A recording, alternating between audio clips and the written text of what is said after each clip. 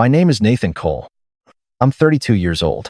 On October 18th, 2025, my parents boycotted my wedding. 2 seats in the front row stayed empty. Not accidentally. Not because of traffic. Empty on purpose. My father had made that clear weeks earlier. If you don't move the date, he told me, voice flat, controlled, don't expect us to be there. We're going to teach you a lesson. He said it like a business decision. The ceremony was set for 4:00 p.m. at the Ballantine Hotel in Charlotte. 200 guests invited. 183 showed up. By Tripienji. People were already whispering. They kept glancing at the front row. At the printed name cards, Richard Cole, Marianne Cole. Empty. When the music started and I took my place at the altar, I didn't look at those chairs. I kept my eyes on Emma. She stood at the end of the aisle. Calm. Steady. Stronger than I felt. At Patrushoptesperzecha. During the objection moment, my father stood up from the back row instead. Gasps. Heads turned. He didn't shout. He just said, loud enough for everyone to hear, if you think you're man enough to defy this family, do it without us. Then he and my mother walked out. He didn't look back. The silence lasted maybe 40 seconds. It felt longer. I didn't chase them. I didn't react. I just nodded to the officiant. Continue. What they didn't know, what no one in that room knew, was that by 8:23 p.m. at our reception, I was going to stand up and explain exactly why they walked out and what they had already done. By Osham their reputation, their business, and the control they'd held over me for 32 years would start to collapse. They thought they were teaching me a lesson. They had no idea I'd already learned it. December 14th, 2023. I proposed to Emma at Freedom Park in Charlotte. No orchestra. No flash mob. Just a quiet corner near the lake. Late afternoon light cutting through bare winter branches. I'd borrowed my grandfather's ring simple platinum band with a square-cut diamond my grandmother wore for 58 years. My grandfather used to say, a man doesn't promise lightly. When I knelt, my hands were steady.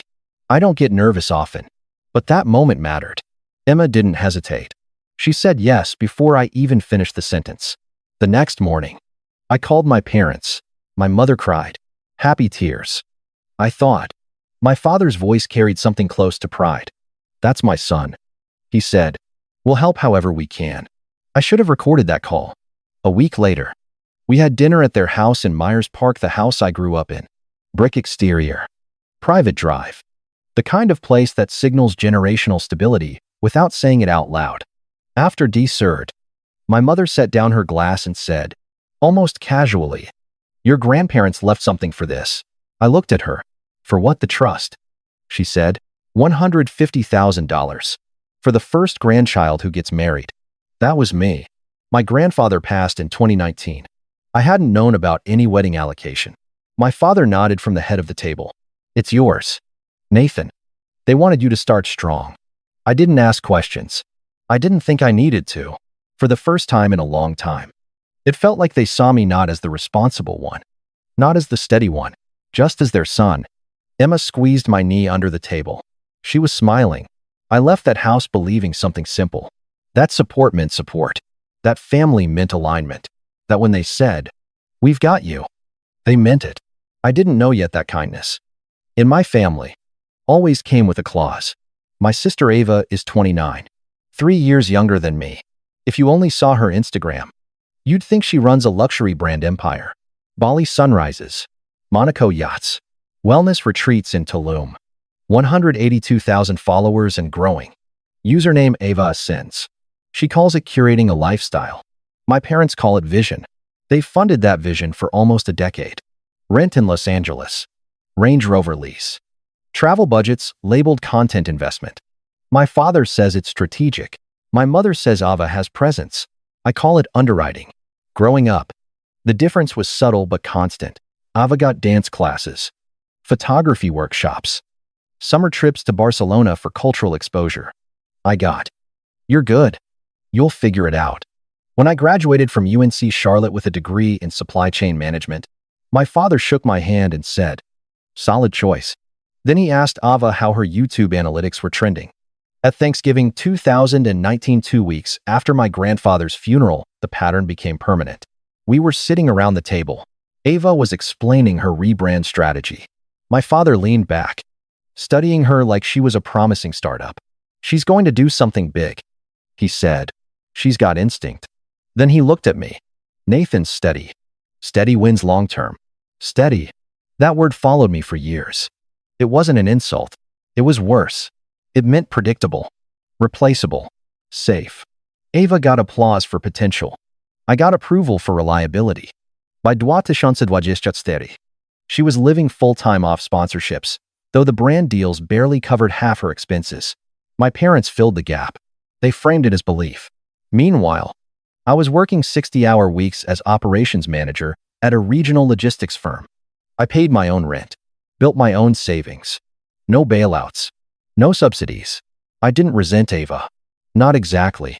I resented the structure, the way my father lit up when she talked about impact, but went quiet when I talked about performance metrics. The way my mother reposted every one of Ava's launches, but forgot to mention my promotion. I learned something early. In my family, being responsible meant being invisible, and invisible men don't get defended. They get replaced. I didn't know yet that the trust fund wasn't just money. It was leverage. In June 2025, Ava posted a story that didn't register at first. She was jumping on a hotel bed somewhere in Beverly Hills, laughing into the camera. Caption: "Biggest collaboration of my life. Bali retreat. October 12, 26. Meant to be?" I didn't connect the dates. Not until July 15th. My mother texted "Call me" about the wedding date. I stepped out of the warehouse office into the loading dock heat and called her back. Her voice was tight. "Ava booked Bali. It's a major brand summit. Non-refundable. $18,000. I said nothing. "She'll be gone October 12th through the 26th. My wedding was October 18th. I leaned against the steel beam and stared at the asphalt. So I asked, "So, can you move it?" "Move it?" We had booked the venue 18 months earlier. Contracts signed. Deposits paid. Invitations sent to 200 guests. Vendors locked in. Honeymoon flights. Non-refundable. "That's not possible," I said. "It's family." "Nathan," she replied. "This is important for her career. My wedding is important. She can't lose $18,000. Emma and I had saved for 5 years. $58,000 total between us. Every dollar tracked. Then she shouldn't have booked it over my date." I said. Silence. When my father called 2 days later, his tone wasn't emotional.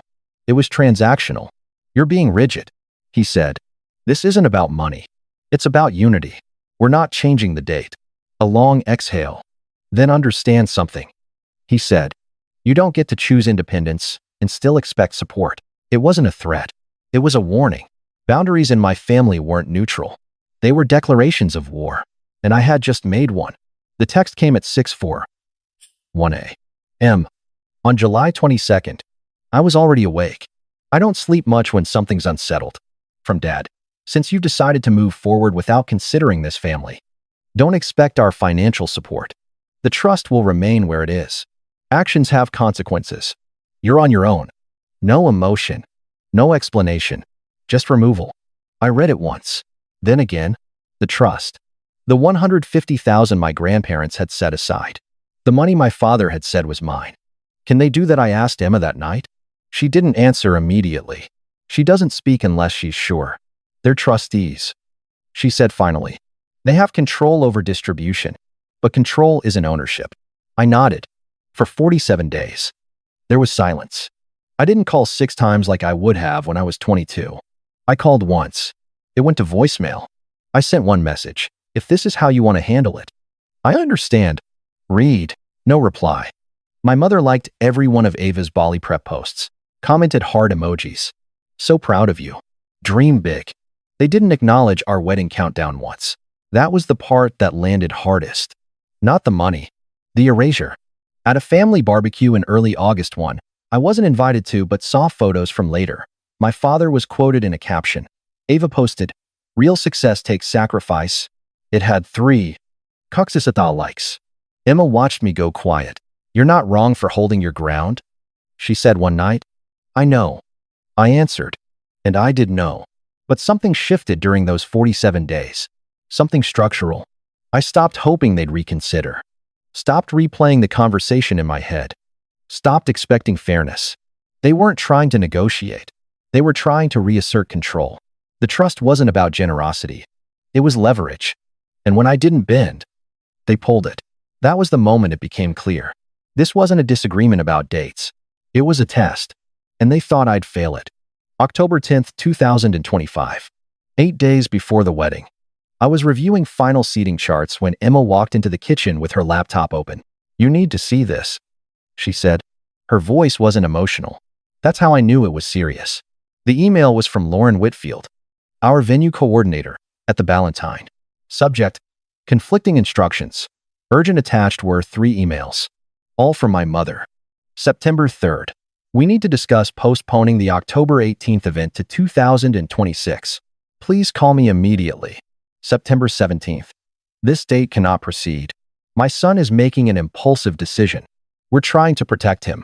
October 2nd. As the mother of the groom, I'm formally requesting assistance in stopping this mistake. I read them twice. She hadn't argued with me again after the cutoff. She just tried to cancel my wedding behind my back. Emma closed the laptop slowly. "That's interference," she said. "And that's not even the part that worries me." She turned the screen back toward me. Bank statements. Trust account activity. January 2025 balance $150,000. July 18th. 2025 withdrawal $95,000. Recipient Avocol. Memo advanced distribution. I didn't react immediately. "Show me the trust language," I said. Emma pulled up the document from 2019. Highlighted clause: wedding fund of $150,000 to be distributed to the first grandchild upon marriage. Funds to be used at beneficiary's discretion. "That's you," she said. I nodded. "And Ava is not engaged." The transfer date hit harder than the amount. July 18th. 5 days before the meeting where they demanded I move the wedding. They'd already moved the money. Before the argument. Before the ultimatum. Before the lesson, they weren't negotiating. I said quietly, "No." Emma replied, "They were covering something." She looked at me carefully. "This is breach of fiduciary duty. Nathan, they can't legally divert trust funds to a non-beneficiary, especially not while withholding them from the beneficiary." I leaned back in my chair. The anger wasn't explosive. It was cold. "What's our exposure window?" I asked. Emma didn't smile. "Small," she said. "If we move correctly." That was the first moment this stopped being emotional and started being strategic. The next 3 nights, we didn't talk about feelings. We built structure. Emma printed the trust documents, highlighted the beneficiary clause in yellow, annotated fiduciary obligations in the margins. I created a folder.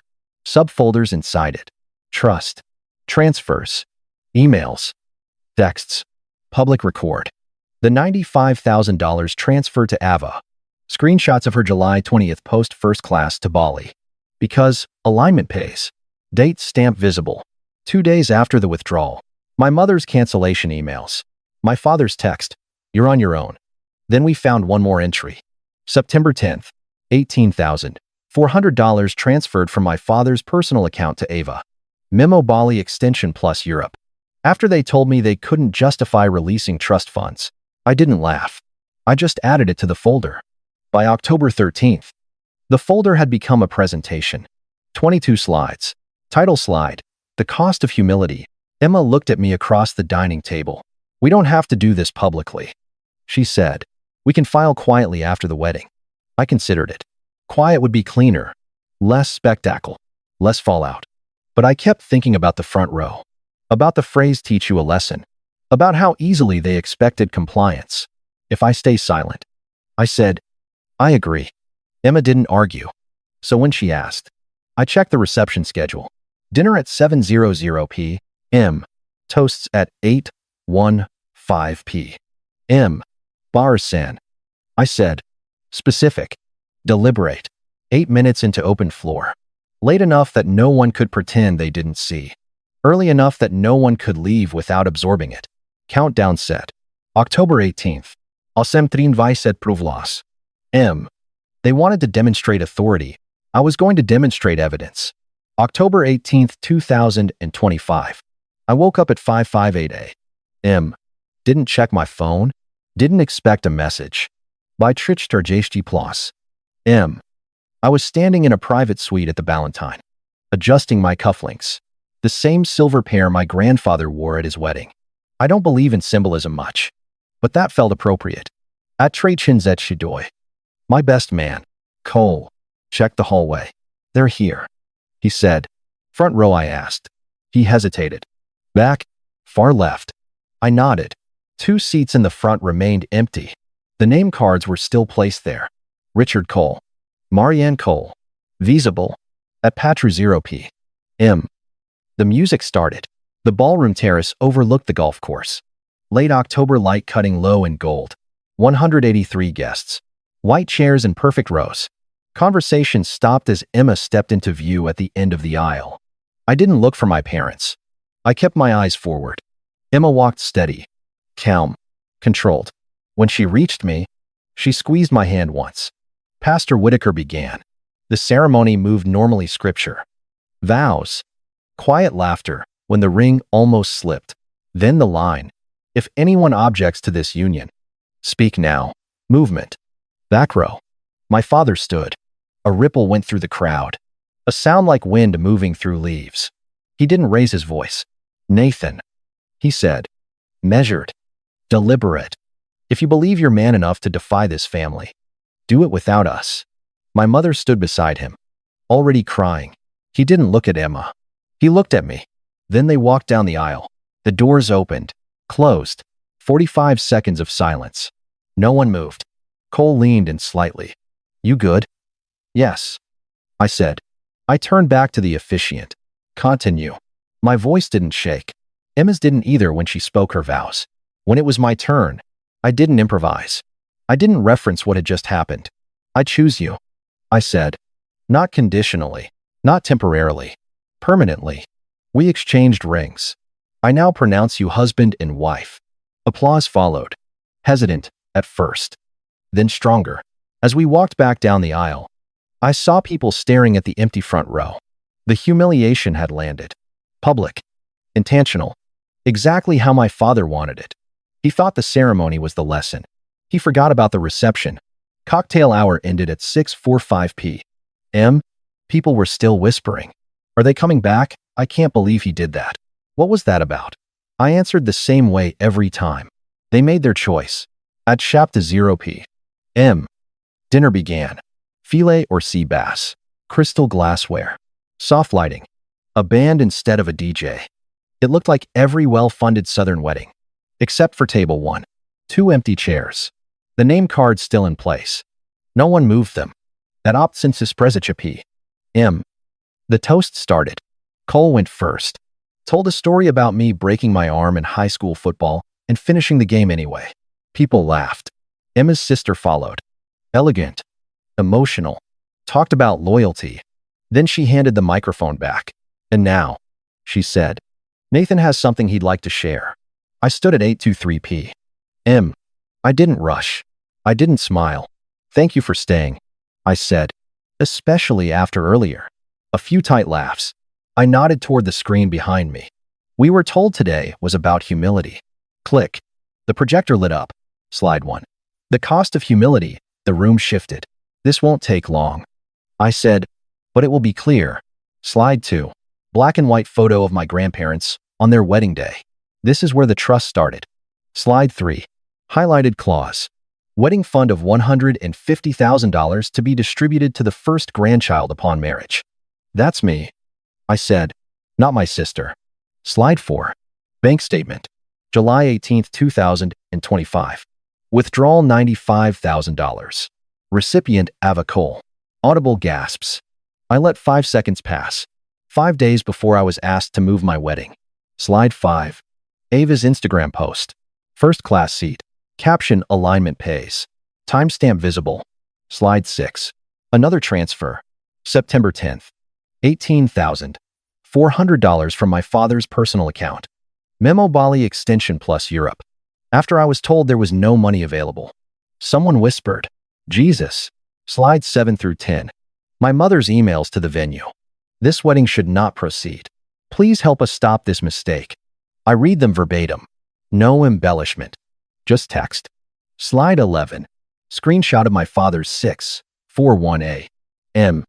message. You're on your own? Slide 12. Video clip from the ceremony. My father's standing. If you think you're man enough, pause. Freeze frame. Silence. Slide 13. Breakdown of wedding expenses. Total 58 mil docents. Emma's savings. Mine. Parents' contribution $0. Slide 14. My father's company profile. Coal industrial supply. Estimated net worth $6. $2 million. They didn't lack capacity. I said, they lacked intent. Slide 15 through 20. Legal definition of fiduciary duty. Highlight. Trustee obligation. Highlight. Beneficiary rights. Highlight. This isn't emotion. I said, it's documentation. No one spoke. No one left. Slide 21. Simple text. You can't preach humility while stealing inheritance. Slide 22. Final. Truth doesn't require permission. I set the remote down. I won't argue tonight. I said, I won't debate. If anyone would like copies of these documents, I have them. I lifted a folder from the table beside me. 3 physical copies. Visible. I didn't yell. Didn't insult. Didn't speculate. Just presented evidence. 5 seconds of stillness. Then someone started clapping. Emma's father. Slow. Measured. Then Cole. Then a table near the back. Within 20 seconds, 160 people were on their feet. It wasn't loud at first. It built. Not celebration. Recognition. Aunt Caroline was crying openly. My Uncle Mark shook his head and muttered, unbelievable. A few distant relatives from my father's side stood up and left without speaking. I didn't track them. My phone face down on the table vibrated repeatedly. Emma leaned toward me. You good? Yes. That was the truth. Not satisfied. Not triumphant. Just aligned. The band hesitated for a moment. Then the lead singer cleared his throat.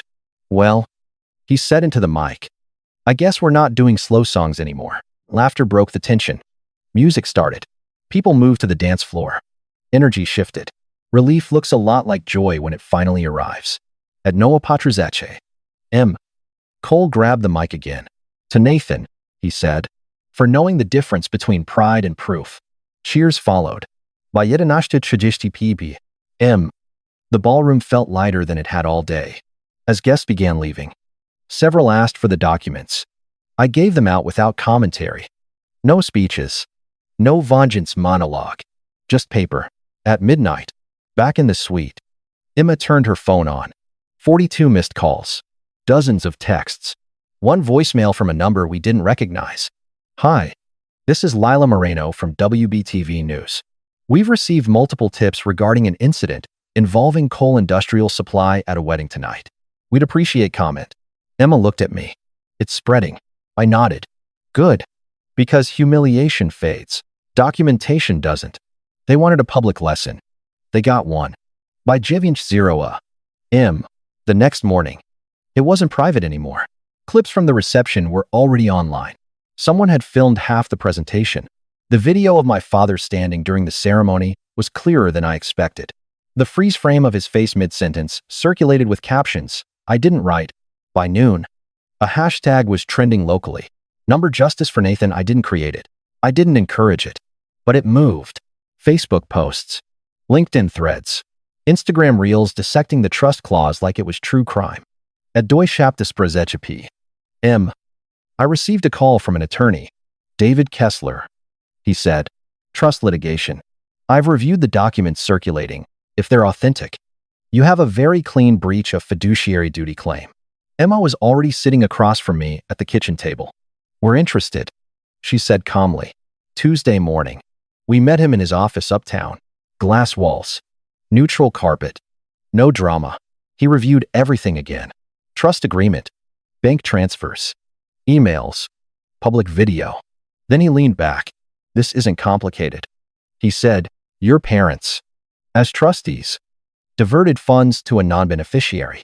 That's conversion and breach of fiduciary duty. Public exposure increases settlement pressure. What's the number? I asked. He did the math on a yellow pad. $150,000 principal. $95,000 diverted. Punitive damages exposure. Legal fees. I'd estimate a settlement around $228,000. He said, if they settle quickly, and if they don't, 6 months of discovery, public filings, depositions. I nodded. File it. On October 23rd, the complaint was filed in Mecklenburg County Superior Court. Breach of fiduciary duty. Conversion. Unjust enrichment. By Friday, they were served. That same afternoon, Google reviews for coal industrial supply began shifting. Not coordinated, not organized, but reactive. One-star reviews referencing family theft. Questions about integrity. By Monday, a regional business journal picked up the story. Headline: Charlotte supply chain executive sues parents over misused trust funds. WBTV ran a short segment. No sensationalism, just facts. They reached out to my father for comment. He declined. Sales reportedly dropped 32% that week, according to a former regional manager who called coal privately. Reputation moves faster than litigation. On October 29th, David called. They want mediation.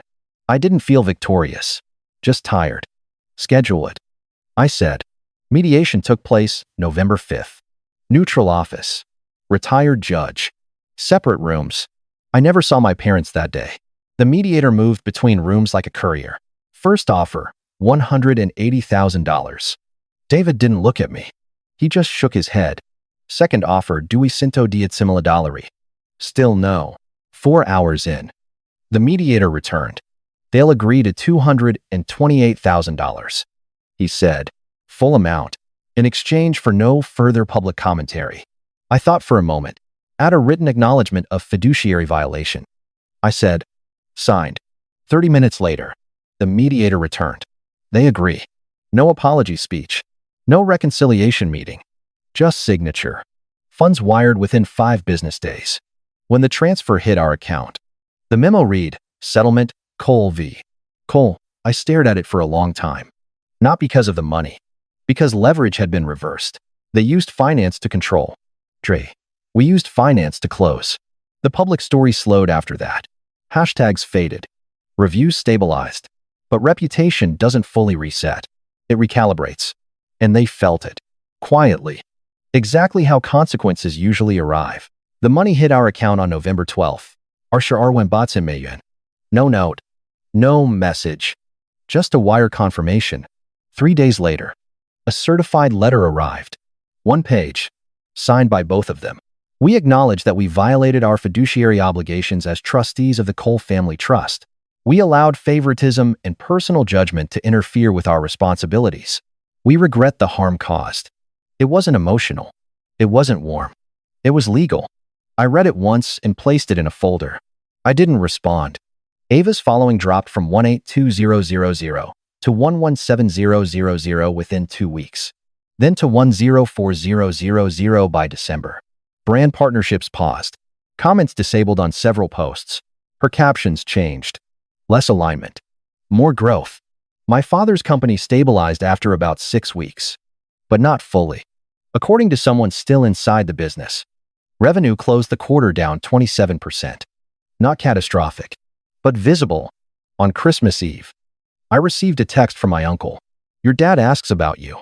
About Emma. About the baby. Emma was 12 weeks pregnant by then. I read the message. Typed nothing. Later that night, my father sent a gift basket to our house. No card. Just a shipping label. I returned it unopened. Not out of anger. Out of clarity. Consequences don't disappear because time passes. They settle. In January, my mother left a voicemail. I hope someday we can talk. Her voice sounded smaller. I didn't call back. Emma asked once, do you think you'll reconcile maybe? I said, if accountability becomes consistent, not words. Pattern. There's a difference between regret and discomfort. One changes behavior. The other waits for memory to fade. I wasn't interested in fading. What happened at that wedding wasn't an outburst. It was exposure. And exposure, once public, doesn't go back in the box. It just reshapes the room and everyone inside it. 6 months later, in April 2018, we closed on a house in Matthews, North Carolina. 3 bedrooms, 2 baths, nothing flashy, just structure. Down payment $60,000 from the settlement. The rest, A standard mortgage, fixed rate. Predictable. Emma was 24 weeks pregnant the day we painted the nursery. Soft gray walls. White crib. New SS. That night, I sat at the kitchen table reviewing documents again. Not litigation. Estate planning. We were drafting a new trust. What do you want it to say? Emma asked. I thought about my grandfather. About the original trust.